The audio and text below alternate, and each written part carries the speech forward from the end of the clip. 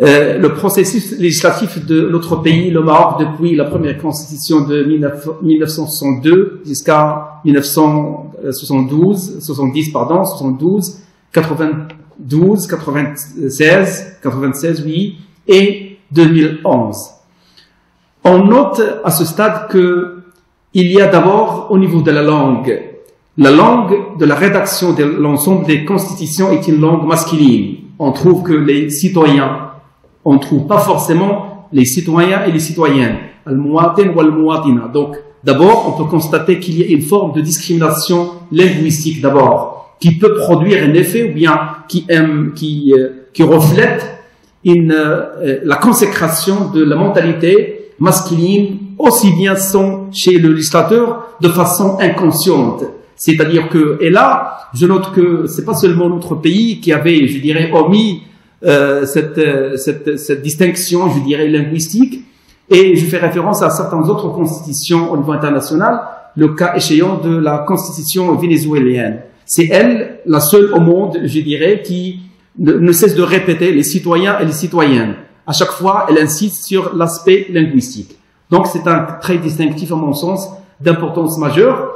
Et là, on peut se poser la question concernant le législateur et la participation de la femme dans la législation, c'est-à-dire comment le législateur marocain cherche à donner l'occasion à la femme pour qu'elle puisse participer à la création de la règle de droit. On sait bien que si seulement les hommes de sexe masculin, ce sont eux les législateurs, comment vous imaginez qu'ils peuvent oser céder la place, je dirais, voire même pour pouvoir donner accès à la femme. C'est pour cette raison que, à mon sens, les chiffres ne parlent pas, à mon sens, toujours.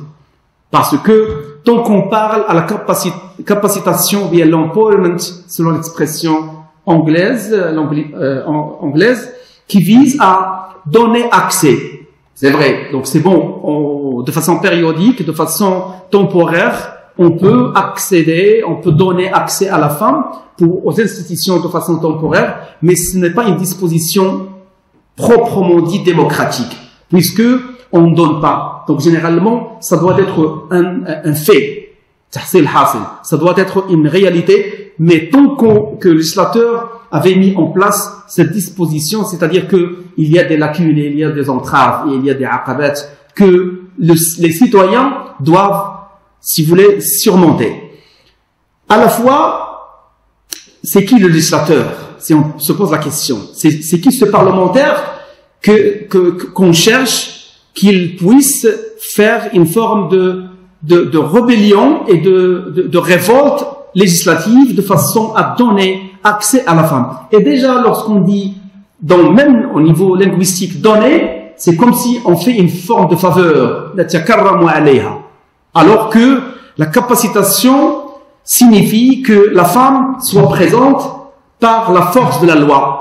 Tout d'abord, mon cher ami et collègue et mon professeur, j'ose dire, c'est Ahmed Bous, avait dit que la capacitation se rapporte forcément à la garantie législative. C'est-à-dire que ce n'est pas l'homme qui doit favoriser la présence de la femme. C'est le texte législatif, c'est la garantie législative qui doit garantir en fait la participation de la femme. Ça, c'est un trait, à mon sens, très important. Encore, pour moi, la distinction, il y a la discrimination favorable, le fait de donner accès à la femme, pose encore un problème, tant que ça se rapporte à une phase transitoire, à une phase temporaire, mais cela nécessite, c'est un conflit, à mon sens, c'est un conflit de degré de conscience. C'est ce conflit de degré de conscience entre la conception féminine et la conception masculine. C'est-à-dire, si on dit que on cherche à donner accès à la femme, ou bien on cherche à faire une forme de parité, ou bien de complémentarité, ou bien d'égalité. C'est qui? C'est-à-dire, c'est quelqu'un qui a tort et quelqu'un qui a raison. Qui a tort, qui a raison. Et si on, se basant sur ce trait distinctif qui concerne les chiffres, donc c'est, je dirais, la mentalité masculine qui a tort. Commençons par le législateur, commençons par les valeurs patriarcale dans la société marocaine, et commençons par comment la femme elle-même conçoit-elle sa position dans la société marocaine. C'est-à-dire que même pour la femme, est-ce qu'elle est capable pour qu'elle puisse arracher son droit, pour qu'elle puisse se positionner dans la situation politique, dans les instances politiques et aussi dans les instances représentatives au sein de la société? Ou bien, la femme elle-même, elle se contente à ne pas surmonter ses propres handicaps qui sont propres à elle et non pas des handicaps qui se rapportent à l'homme. Là, j'aimerais bien faire cette distinction à mon sens de taille. C'est-à-dire que, est-ce que la femme doit demander à l'homme, ou bien est-ce que ça se rapporte à une forme de concurrence, de positionnement? C'est-à-dire que c'est à l'homme de céder la place, pour qu'il puisse laisser la femme sa place. Je symbolise les choses de façon caricaturale, mais ou bien c'est la femme qui doit s'imposer dans la situation, bien dans la scène politique marocaine. Donc c'est un conflit, à mon sens, c'est un conflit, dans un sens politique du terme, c'est un conflit éternel qui ne cesse de se produire aussi bien dans les textes législatifs que dans la réalité. Là, j'aimerais bien tirer une sonnette d'alarme, à mon sens, qui concerne la disparité. Généralement, lorsqu'on parle de la discrimination des femmes, on pense à la femme à Casablanca, à Rabat, etc. Excusez-moi, j'avais une modeste expérience que j'avais déjà vécue ici au Maroc et à Paris, concernant la discrimination territoriale, التمييز الترابي. Et la discrimination territoriale, je suppose si certains parmi vous avaient déjà visité Emilchil ou la Tchemhadet ou les environs de Tinril ou bien Zagouna, je dirais que c'est terrible en matière de l'égalité spatiale. L'égalité spatiale, c'est-à-dire que comment le législateur a pu mettre en place un dispositif législatif de façon à garantir la capacitation de la femme. C'est-à-dire que est-ce que la femme se trouve en situation analphabète, se trouve en situation de pauvreté, très loin éloigné, ou bien cloisonné dans des coins qui sont, si vous voulez, isolés par rapport à l'autorité centrale qui est Casa, Rabat, Marrakech, Konetra, etc. C'est-à-dire que en matière de la capacitation, en matière de l'égalité, d'abord on doit penser sur l'égalité en matière de l'égalité spatiale. Et à partir de l'égalité spatiale, on garantit des conditions favorables dans lesquelles la femme peut revendiquer ses droits, d'abord par la scolarisation. La scolarisation. La scolarisation, au Maroc, on a presque 300 000 enfants qui abandonnent l'école chaque année. Pour moi, c'est un chiffre terrible et je suppose même pour vous. C'est-à-dire, le cumul d'une dizaine d'années, on se trouve devant presque 2 millions d'enfants qui sont dans la rue et qui sont dispersés et qui sont dans la partie sombre, noire, et personne parmi nous ne sait qu'est-ce qu'ils font. La question qui se pose, où il se trouve? Il se trouve dans la rue, et on sait bien qu'est-ce que la rue représente pour un enfant, et le pire des cas, un enfant, un garçon de sexe masculin dans la rue, qui passe la nuit dans la rue, pire encore, une fillette qui passe la nuit dans la rue. C'est horrible. C'est pour cette raison que je dis que ce sont des chiffres qui interpellent aussi bien le législateur, l'école, la famille et l'université.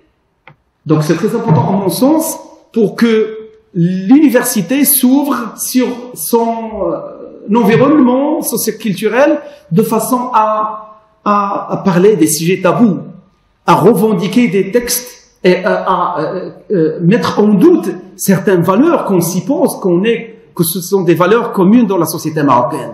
Et pourtant, ce sont des valeurs qui sont discutables. Tout d'abord, si vous avez dit, et nos chers amis et collègues avaient cité certaines problématiques qui se rapportaient à la liberté individuelle. C'est-à-dire que peut-être les textes marocains sont classiques et ne suivent pas de façon régulière les transformations de la société marocaine. C'est-à-dire que la société marocaine de 2025, ce n'est pas la même que la société marocaine de 2010.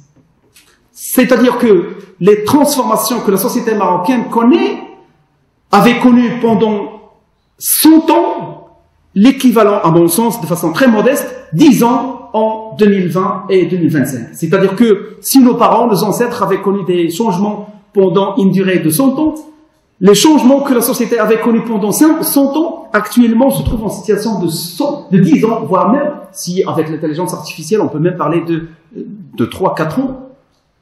Et là, la question qui se pose, c'est que le texte législatif, la règle de droit, je dirais, est par nature conservatrice.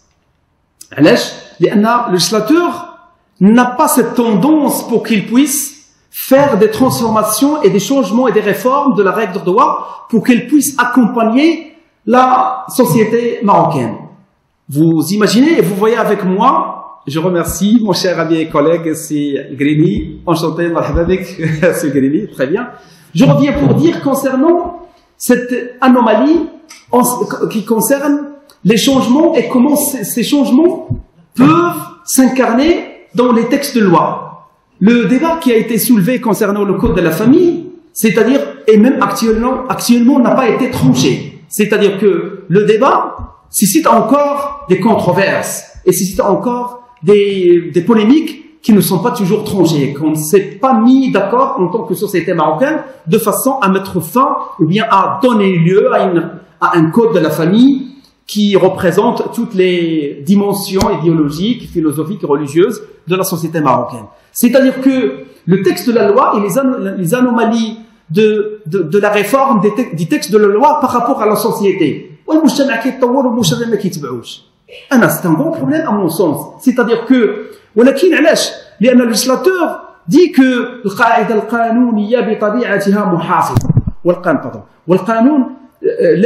dans un autre sens, c'est-à-dire que la règle de droit ne doit pas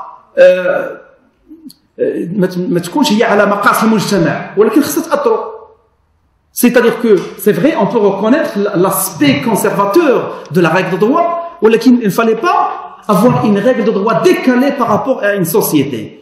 Chose qui est très importante à mon sens, c'est que les textes législatifs et les textes de droit doivent nécessairement suivre le changement des valeurs et le changement au niveau des mentalités et au niveau des relations humaines qui ne cessent de connaître des transformations qui sont majeures à mon sens. Je vous remercie de votre attention. Je m'excuse pour votre patience.